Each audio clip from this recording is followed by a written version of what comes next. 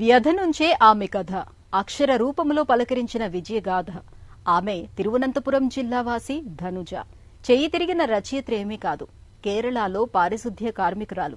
దశాబ్దాలుగా తను ఊడ్చి పారేసిన చెత్త కంటే మనుషుల మెదళ్లను వదలని మకిలి మరీ ప్రమాదంగా మారుతోందని గ్రహించారు.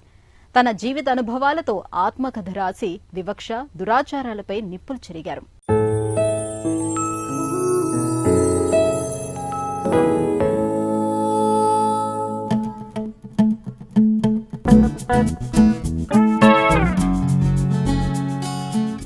ఒక పారిశుద్ధ్య కార్మికురాలు తన జీవిత చరిత్ర రాస్తే 2 విశ్వవిద్యాలయాలు అకాడమిక్ సిలబస్లోకి తీసుకున్నాయి.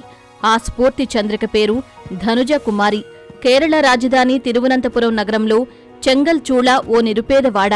అక్కడ పుట్టి పెరిగిన ధనుజ కుమారి చెంగల్చూళ నిరుపేదవాడలో తన జీవితానుభవాలను అక్షరీకరించి చెంగల్చూళైలే ఎంతే జీవితం అని మలయాళంలో రాసిన జీవిత కథ ఆంగ్లంలో మై లైఫ్ ఇన్ చెంగల్చూళ పుస్తకంగా వెలువడింది. తన జీవితంలో ఎదుర్కొన్న కష్టాలను, వివక్షను ఆమె ఇందులో చెరిగి పారేశారు.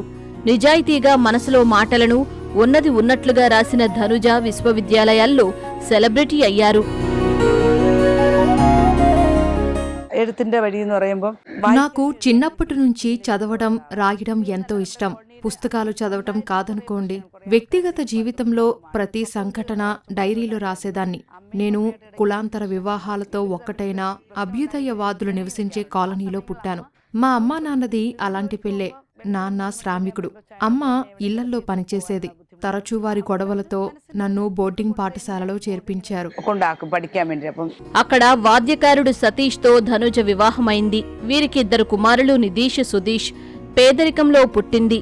కష్టాలు చుట్టుముట్టిన సంక్షోభ సమయాన అక్షర పరిమళాలే సేద తీర్చాయి. అలాగని ధనుజ చేయి తిరిగిన రచయిత్రేమీ కారు. రోజువారీ ఘటనలు రాస్తూ వాటి చుట్టూ అల్లుకున్న జ్ఞాపకాలను పేరుస్తూ ఉంటే కొందరి ప్రోత్సాహం తోడయింది. వీరిలో ముఖ్యంగా యువ దళిత రచయిత్రి విజిల ధనుజకు నేస్తమయ్యారు. 9వ తరగతిలోనే వివాహంతో చదువు నిలిచిపోయింది. తమ కాలనీలో తగువుపడి ఫిర్యాదు చేసుకునే ఇరుగు పొరుగుకు పిటిషన్లు రాసేవారు.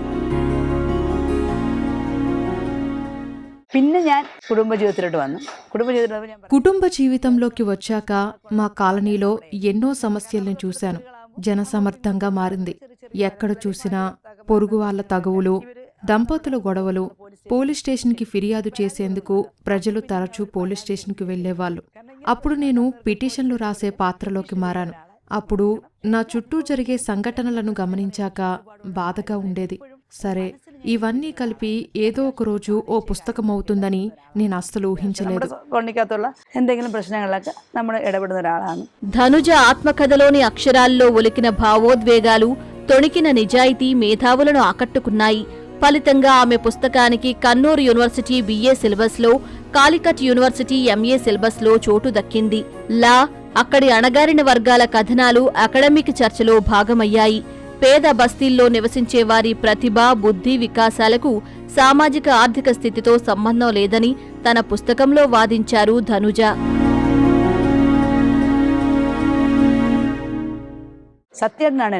రచయిత PP సత్యం చెప్పిన మాటలు నన్ను ప్రభావితం చేశాయి.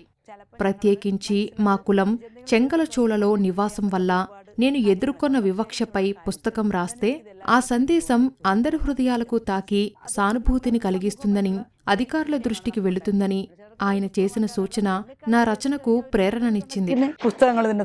ధనుజ రచనలకే పరిమితం కాలేదు. రాజాజీనగర్లో మున్సిపల్ పారిశుద్ధ్య విభాగం హరిత కర్మసేనలో చురుకైన సభ్యురాలు. వింగ్స్ ఆఫ్ ఉమెన్ అనే మహిళా సంఘాన్ని నడుపుతున్నారు. అక్కడ ఓ లైబ్రరీని స్థాపించి పఠనాభిలాష పెంచుతున్నారు. వారిలో విజ్ఞాన పరిజ్ఞానం పెరిగేలా ఆమె ప్రోత్సహిస్తున్నారు.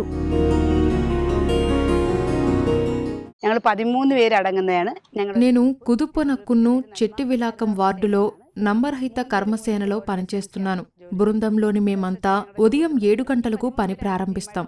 ఈ ప్రభుత్వ ప్రాజెక్ట్ మమ్మల్ని ఆర్థికంగా శక్తిమంతంగా చేసింది. మా కుటుంబ ఆదాయానికి తోడ్పడుతూ జీవన ప్రమాణాలను మెరుగుపరిచింది. ధనుజ వ్యక్తిగత జీవితంలో ఎన్నో కష్టాలను ఎదుర్కొన్నారు. ప్రతికూల పరిస్థితులను ఎదిరించి బిడ్డలను చదివించారు. పెద్ద కుమారుడు నిధీష్ కేరళ కళామండలంలో చదివే సమయంలో కుల వివక్ష ఎదురై చదువు చాలించారు. కానీ తరువాత చెన్నైలోని ఏఆర్ రెహమాన్ కేఎం మ్యూజిక్ కన్జర్వేటివ్లో సంగీత పాఠాలు నేర్చారు. చిన్న కుమారుడు సుధీష్ కూడా అదే దారిలో ముందుకు వెళ్లాలని భావిస్తున్నారు.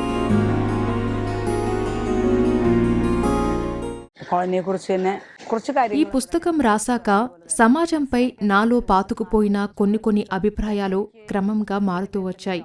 కానీ కొన్ని అలాగే స్థిరంగా ఉన్నాయి. అన్సంగ్ హీరో పురస్కారం స్వీకరించేందుకు దుబాయ్ వెళ్లాను. ఇప్పుడు దుబాయ్ అనుభవాలను రాస్తున్నాను. అన్నట్లు ఈ పుస్తకం నా ఒక్కదానిదే కాదు, మా చెంగలచూల గ్రామ ప్రజలదే. మా కాలనీలో నిజమైన మార్పు తేవటమే నా లక్ష్యం.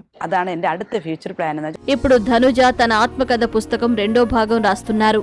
చెంగళచూల చరిత్ర, పరిణామాలను మరింత కూలంకుషంగా శోధించి రాయాలని భావిస్తున్నారు. అక్కడ నివసిస్తున్న వారి వివరాలను సేకరించి పోర్టల్లో ఉంచాలని ఆమె అభిలాష. ఈ రచనలతో తమ సమాజానికి గుర్తింపు, గౌరవం లభించాలని తన ఆకాంక్ష.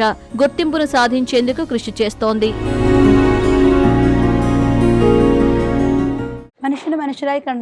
ఈ సమాజంలో ట్రాన్స్జెండర్ సహా ప్రతి ఒక్కరికి సముచిత గౌరవం లభించాలి. ప్రతి ఒక్కరిలో ఏదో ఒక ప్రత్యేక ప్రతిభ ఉంది. వారు సవాలున్న మనుషులే. ఇతర రాష్ట్రాలతో పోలిస్తే కేరళలో ఈ తరహా సమస్యలు తక్కువే. అయినా కులం, మతం, నివాసం ఆధారంగా వివక్ష కొనసాగుతూనే ఉంది. ఈ మనస్తత్వం మారాలని నేను కోరుకుంటున్నాను.